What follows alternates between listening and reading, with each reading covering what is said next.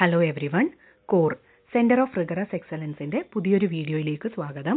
ഇന്ന് നമ്മൾ ഡിസ്കസ് ചെയ്യുന്നത് ജിയോമോർഫോളജിക്കകത്തെ ഐസോസ്റ്റസി എന്ന് പറയുന്ന ഒരു കാഴ്ചപ്പാടിനെ കുറിച്ചാണ്, ഒരു തിയറിയെക്കുറിച്ചാണ്. അപ്പം എന്താണ് ഐസോസ്റ്റസി?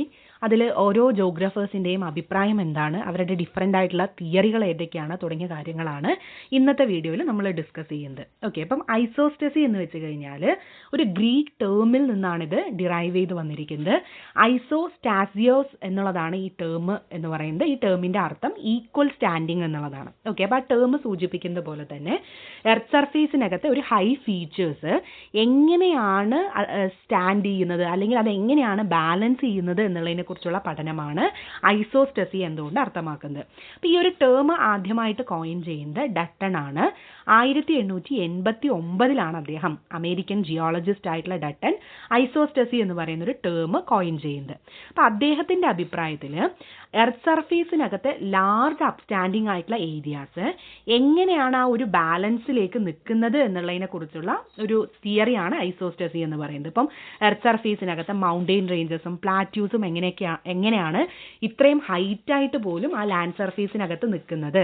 അപ്പോൾ അത് നിൽക്കുന്നതിനാവശ്യമായ, അത് സ്റ്റാൻഡ് ചെയ്യുന്നതിനാവശ്യമായ ഒരു ബാലൻസ് ആണ് ഐസോസ്റ്റസി എന്തുകൊണ്ട് ഇദ്ദേഹം അർത്ഥമാക്കുന്നത്. അപ്പോൾ ചുരുക്കത്തിൽ ഭൂമിയുടെ ക്രസ്റ്റിനും മാൻഡിലിനും ഇടയിലുള്ള ഒരു ഗുരുത്വാകർഷണ സന്തുലിതാവസ്ഥയാണ് നമ്മൾ ഐസോസ്റ്റസി എന്ന് വിളിക്കുന്നത്.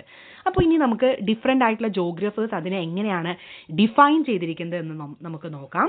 ഒന്നാമത്തെ, സ്ട്രോളറിൻ്റെ അഭിപ്രായത്തിൽ isostasy is the tendency of the earth crust to maintain gravitational balance by rising or sinking in the mantle എന്നുള്ളതാണ്. അപ്പം മാൻഡിലിൽ റൈസിങ്ങും സിങ്കിങ്ങും നൽകിക്കൊണ്ട് ഒരു ഗ്രാവിറ്റേഷണൽ ബാലൻസ് എന്ത് ചെയ്യുന്നുണ്ട്, എർത്തിൻ്റെ ക്രസ്റ്റ് മെയിൻറ്റെയിൻ ചെയ്യുന്നുണ്ട്. അത് മെയിൻറ്റെയിൻ ചെയ്യുന്നത് ഇത്തരത്തിലുള്ള അപ്സ്റ്റാൻഡിങ് ആയിട്ടുള്ള വളരെ ഹൈറ്റ് ഉള്ളതായ ഫീച്ചേഴ്സിനെ നിലനിർത്തുന്നതിന് വേണ്ടി മാൻഡിലിൽ സിങ്ക് ചെയ്യുകയും റൈസ് ചെയ്യുകയും ചെയ്ത് ഒരു gravitational balance earth crust maintain ചെയ്യുന്നുണ്ട് എന്നുള്ളതാണ് സ്ട്രോളർ പറയണത്.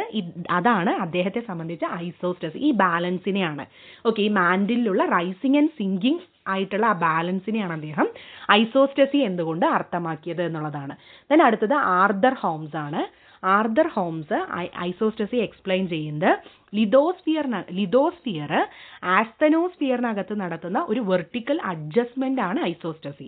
ഓക്കെ, അപ്പോൾ ചുരുക്കത്തിൽ നമുക്ക് പറയാൻ പറ്റുന്നത് ഭൂമിയുടെ ക്രസ്റ്റ് ഓർ ലിതോസ്ഫിയറിനും മാൻഡിലിനും ഇടയിലുള്ള ഒരു ഗുരുത്വാകർഷണ സന്തുലിതാവസ്ഥയാണ് ഐസോസ്റ്റസി എന്ന് പറയാം. അപ്പോൾ ഭൂമിയുടെ ഉപരിതലത്തിൽ എങ്ങനെയാണ് ഡിഫറെൻ്റ് ആയിട്ടുള്ള ടോപ്പോഗ്രാഫിക് ഹൈറ്റ്സ് എക്സിസ്റ്റ് ചെയ്യുന്നത് എന്ന് ഡിഫൈൻ ചെയ്യുന്നതിനാണ് നമ്മൾ ഈ ഐസോസ്റ്റസിയെ യൂസ് ചെയ്യുന്നത്.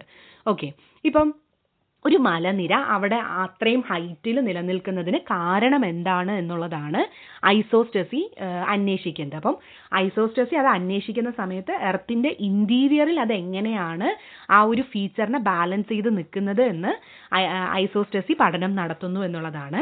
അപ്പോൾ ഇതുമായി ബന്ധപ്പെട്ട് പ്രധാനപ്പെട്ട ഒരു 8 തിയറീസാണുള്ളത്. എയറിയുടെ തിയറി ഉണ്ട്, 1854 പുട്ട് ഫോർവേഡ് ചെയ്തതാണ്. പ്രാറ്റിൻ്റെ തിയറി 1859 വന്നതാണ്.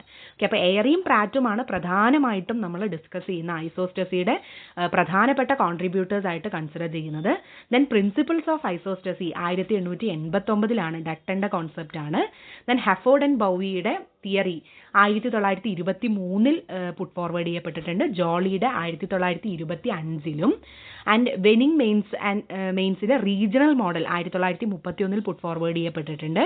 ദെൻ തിയറി ഓഫ് ഹെയ്സ്കീനൻ 1933 ഹോംസിൻ്റെ തിയറി 1978 പുട്ട് ഫോർവേഡ് ചെയ്തിരിക്കുന്നത്. അപ്പോൾ ഇതിൽ ഏറ്റവും പ്രബലമായിട്ടുള്ള വേൾഡ് വൈഡ് ആയിട്ട് അക്സെപ്റ്റ് ചെയ്യപ്പെട്ടിട്ടുള്ള 2 തിയറികളാണ് എയറിൻ്റെയും പ്രാറ്റിൻ്റെയും തിയറി.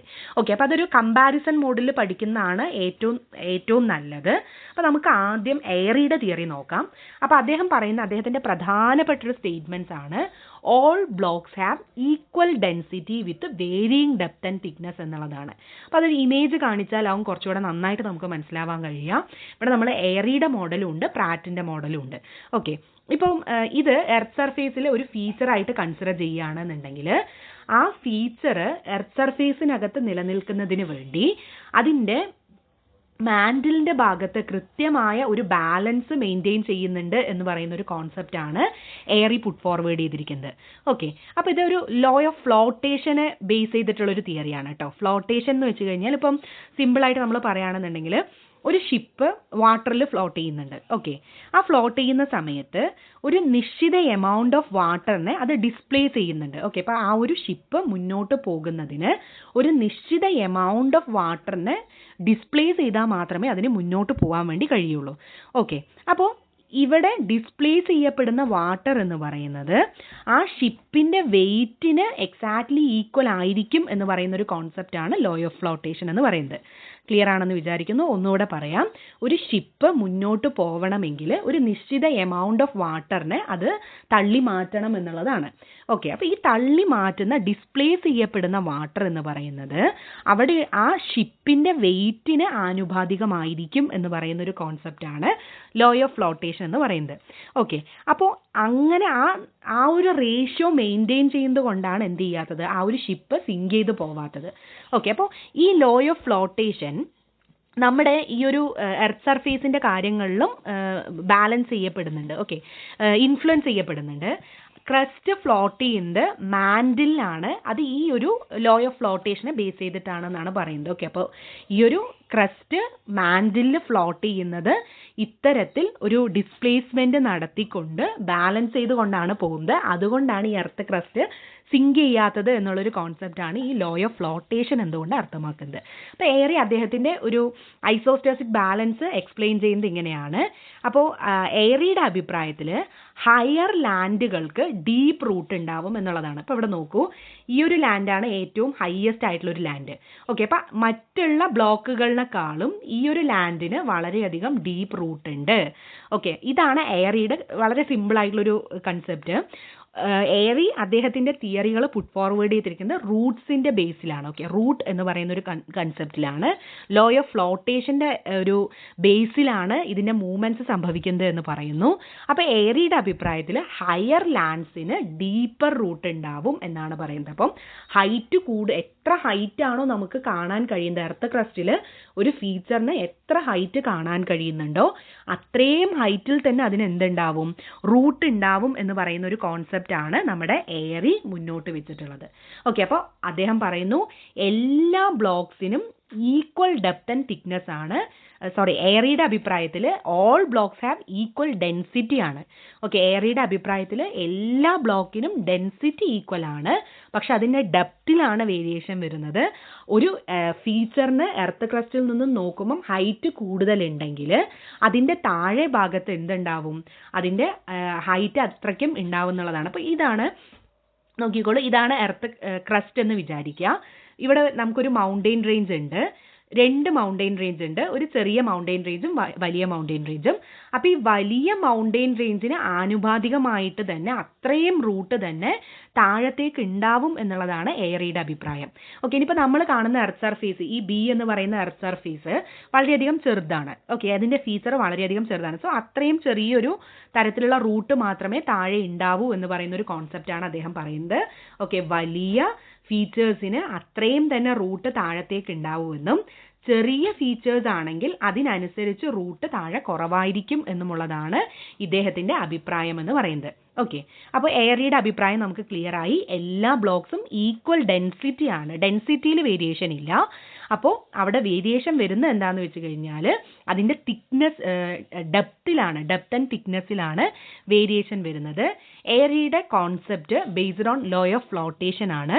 ഫ്ലോട്ടേഷൻ എന്ന് വെച്ച് കഴിഞ്ഞാൽ ഒരു ഷിപ്പ് ഫ്ലോട്ട് ചെയ്യുന്ന സമയത്ത്, അത് മുന്നോട്ട് പോകേണ്ട സമയത്ത് ഒരു നിശ്ചിത എമൗണ്ട് ഓഫ് വാട്ടറിന് അത് ഡിസ്പ്ലേസ് ചെയ്യും. ഈ ഡിസ്പ്ലേസ് ചെയ്യുന്ന വാട്ടറിൻ്റെ എമൗണ്ട് എന്ന് പറയുന്നത് equal to the weight of the ship ആയിരിക്കും.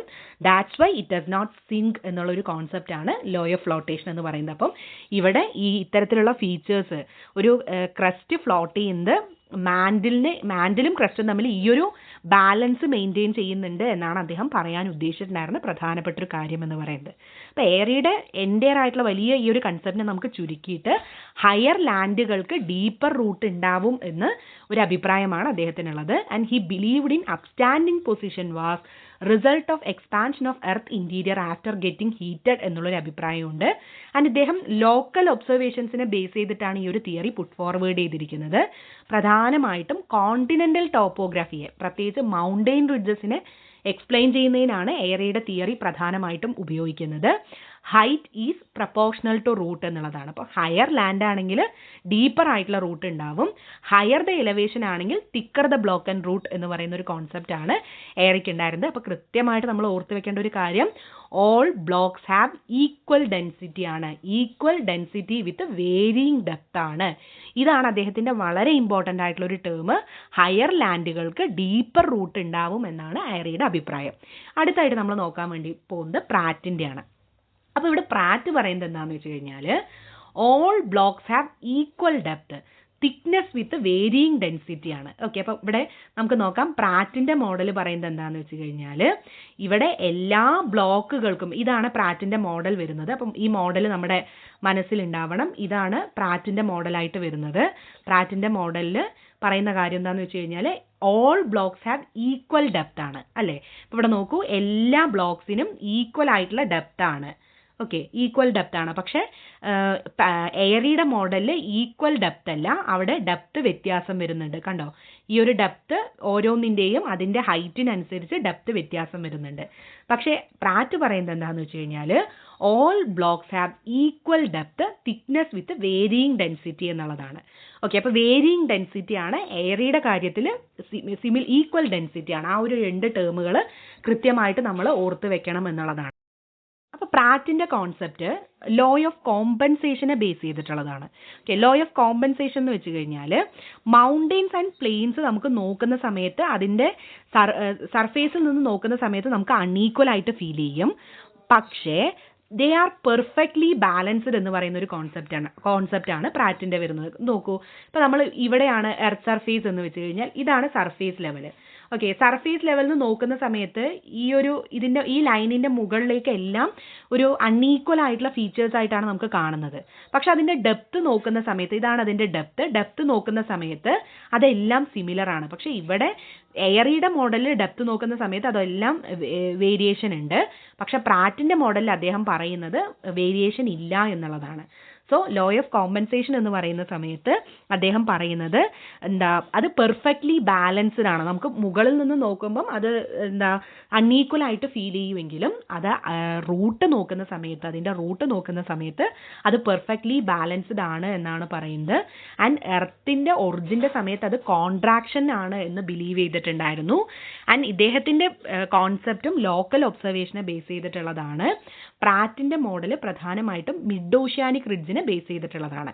ഓക്കെ, അപ്പോൾ പ്രാറ്റ് ഒരിക്കലും റൂട്ട് എന്ന് പറയുന്ന ഒരു ടേം യൂസ് ചെയ്തിട്ടേ ഇല്ല. അദ്ദേഹം ലെവൽ ഓഫ് കോമ്പൻസേഷൻ ആണ് യൂസ് ചെയ്തിരിക്കുന്നത്. എയറിയാണ് റൂട്ട് എന്ന് പറയുന്ന ഒരു കോൺസെപ്റ്റ് യൂസ് ചെയ്തിരിക്കുന്നത്. ഓക്കെ, അപ്പോൾ ഈ തിയറി പഠിക്കുമ്പം ഇങ്ങനെ തന്നെ പഠിക്കണം. പ്രാറ്റിൻ്റെ അഭിപ്രായത്തിൽ എല്ലാ ബ്ലോക്കുകളും ഈക്വൽ ഡെപ്ത് വിത്ത് വേരിയിങ് ഡെൻസിറ്റി ആണ്. എയറിയുടെ അഭിപ്രായത്തിൽ all blocks have equal density with varying depth ആണ്. ഓക്കെ, ഇത് രണ്ടും മാറിപ്പോരുത്, കൃത്യമായിട്ട് നോട്ട് ചെയ്ത് വെക്കണം. പ്രാറ്റ് ലോ ഓഫ് കോമ്പൻസേഷനെ ബേസ് ചെയ്തിട്ടാണ് അദ്ദേഹത്തിൻ്റെ തിയറി പുട്ട് ഫോർവേഡ് ചെയ്തിരിക്കുന്നത്. എയറി ആണെങ്കിൽ ലോ ഓഫ് ഫ്ലോട്ടേഷൻ്റെ അഭിപ്രായത്തിലാണ് അദ്ദേഹം ഈ ഒരു തിയറി പുട്ട് ഫോർവേഡ് ചെയ്തിരിക്കുന്നത് എന്നുള്ളതാണ്. രണ്ടിലും വരുന്ന സിമിലാരിറ്റി രണ്ടും ലോക്കൽ ഒബ്സർവേഷനെ ബേസ് ചെയ്തിട്ടുള്ളതാണ്. ഓക്കെ, അപ്പോൾ നമുക്ക് ചുരുക്കത്തിൽ പറയുകയാണെന്നുണ്ടെങ്കിൽ എയറിയുടെ കോൺസെപ്റ്റ് ഹയർ ലാൻഡിന് ഡീപ്പർ റൂട്ട് ഉണ്ടാവും എന്നുള്ളതാണ്. പ്രാറ്റ് ആണെന്നുണ്ടെങ്കിൽ ഹൈ ലാൻഡ് ലോ ഡെൻസിറ്റി ആയിരിക്കും എന്നുള്ളതാണ്.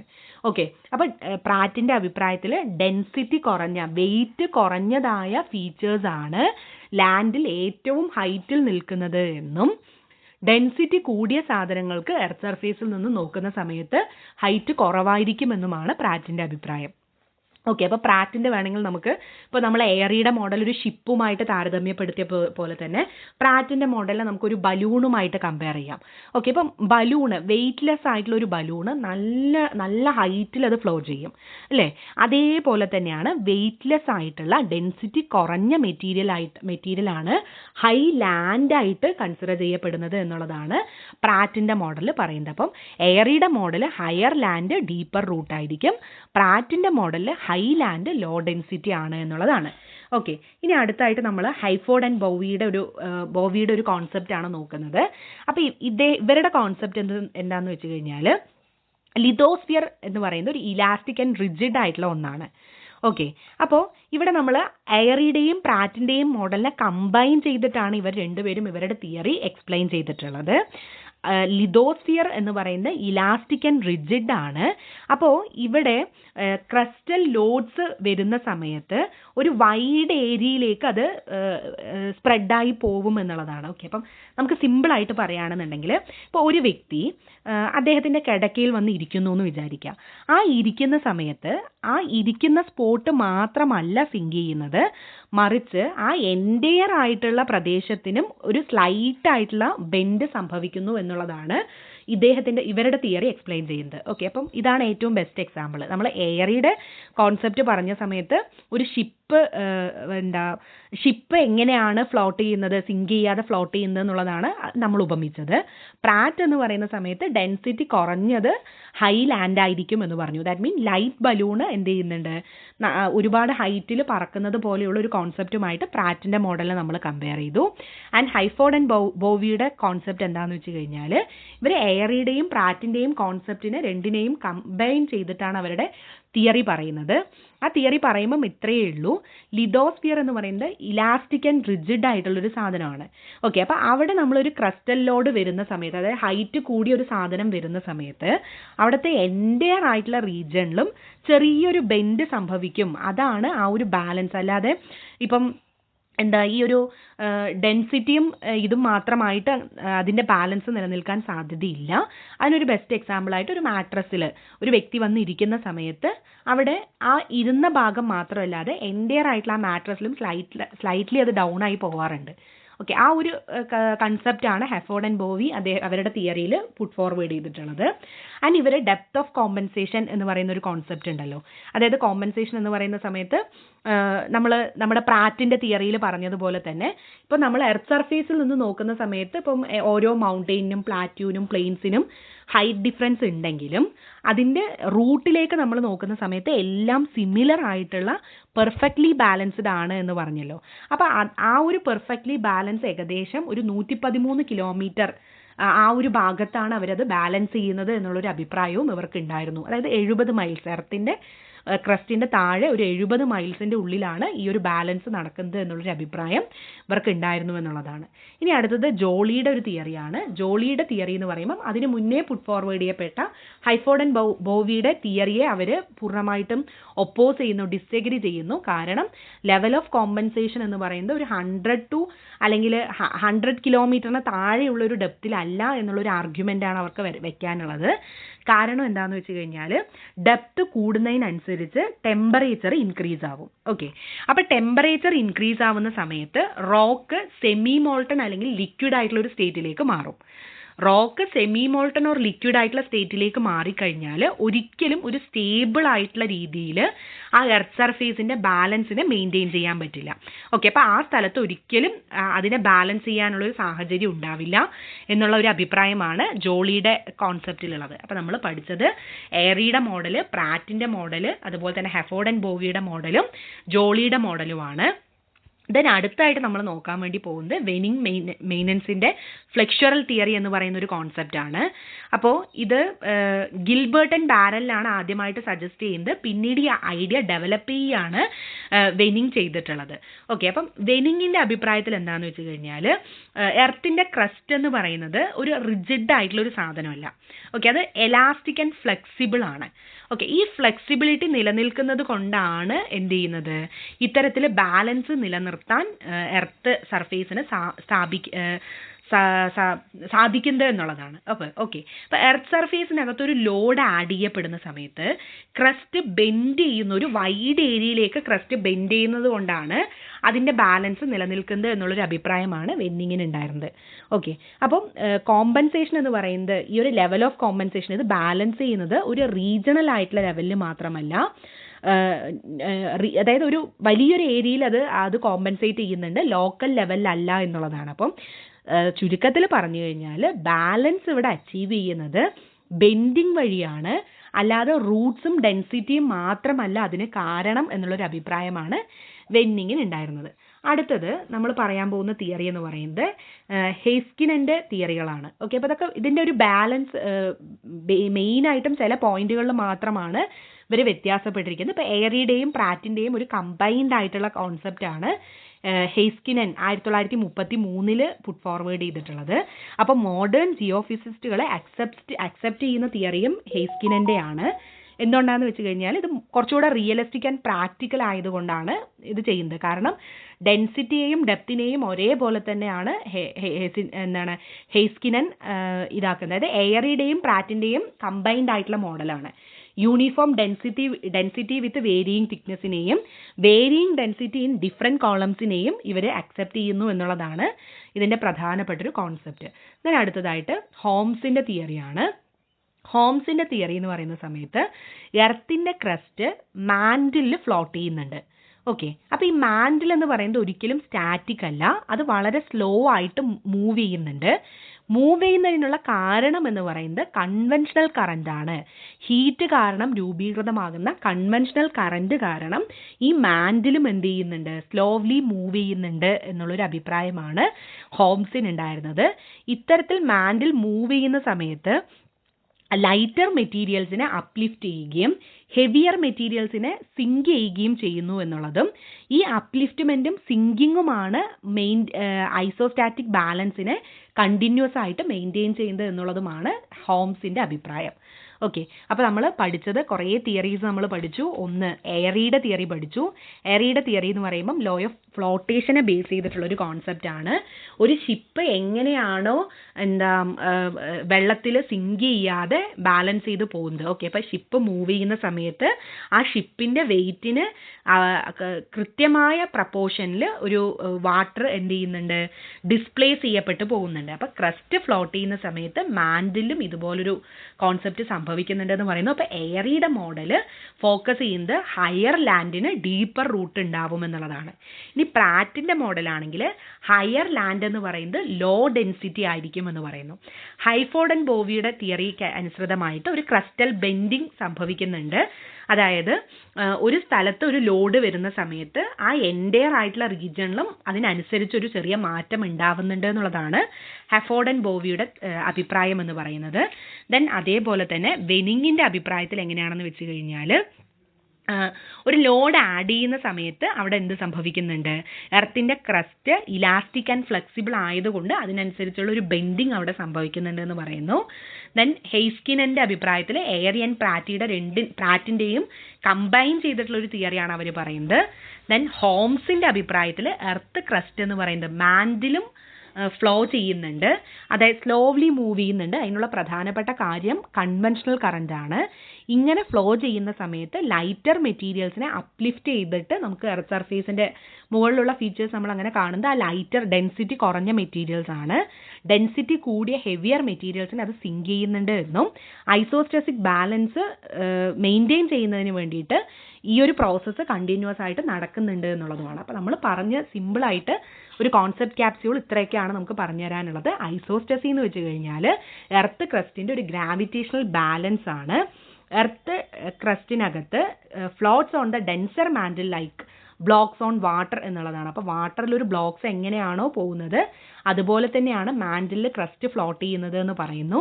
ഹയർ റീജിയൻസിന് ഡീപ്പ് റൂട്ട്സ് ഉണ്ടാവും എന്ന് പറയുന്നു. ലോവർ റീജിയൻസിന് ഷാലോ റൂട്ട്സ് ആയിരിക്കും എന്ന് പറയുന്നു. അതുപോലെ തന്നെ ഹൈറ്റിൽ ഉണ്ടാവുന്ന ഡിഫറൻസ് എന്ന് പറയുന്നത് ആ തിക്നെസ് ആൻഡ് ഡെൻസിറ്റി ഓഫ് ക്രസ്റ്റിലെ വേരിയേഷൻ ആണെന്ന് പറയുന്നു. ആൻഡ് അതുപോലെ തന്നെ ഒരു ലോഡ് കൂടുന്ന സമയത്ത് ക്രസ്റ്റ് അതിനെ അഡ്ജസ്റ്റ് ചെയ്യും. ഇപ്പം ഇറോഷനോ ഡെപ്പോസിഷനോ ഗ്ലേഷ്യേഴ്സോ വരുന്ന സമയത്ത് എർത്ത് ക്രസ്റ്റ് അതിനെ അഡ്ജസ്റ്റ് ചെയ്യുമെന്ന് പറയുന്നു. ഈ ഒരു അഡ്ജസ്റ്റ്മെൻറ്റിനെയാണ് ഐസോസ്റ്റാറ്റിക് കോമ്പൻസേഷൻ അല്ലെങ്കിൽ ഐസോസ്റ്റാറ്റിക് അഡ്ജസ്റ്റ്മെൻറ്റ് എന്ന് പറയുന്നത്. ഓക്കെ, അപ്പോൾ നമ്മൾ ചുരുക്കത്തിൽ പറയുകയാണെന്നുണ്ടെങ്കിൽ എർത്ത് സർഫേസ് എന്ന് പറയുന്നത് സ്റ്റാൻഡ്സ് നോട്ട് ബൈ ചാൻസ് ആണ് ബട്ട് ബൈ ബാലൻസ്. ഓക്കെ, അപ്പോൾ എർത്ത് സർഫേസ് ഇന്ന് കാണുന്ന തരത്തിൽ നിലനിൽക്കുന്നത് അതിൻ്റെ ബാലൻസിനെ ബേസ് ചെയ്തിട്ടാണ്. Every mountain rises because it is rooted deep and every plain stays low because it support is shallow എന്ന് പറയുന്ന ഒരു കോൺസെപ്റ്റാണ് ഈ ഐസോസ്റ്റസിയിൽ മുഴുവനായിട്ട് പറയാനുള്ളത്. അപ്പോൾ ഓരോ വ്യക്തികളുടെയും തിയറി എന്താണ് എന്നുള്ളത് കൃത്യമായിട്ട് നമ്മൾ നോക്കി വെക്കണം. ഇതിൽ എന്തെങ്കിലും സംശയങ്ങൾ ഉണ്ടെങ്കിൽ നിങ്ങൾക്ക് കമൻറ്റ് ചെയ്യാം. പുതിയൊരു വീഡിയോയിൽ വീണ്ടും നമുക്ക് കാണാം.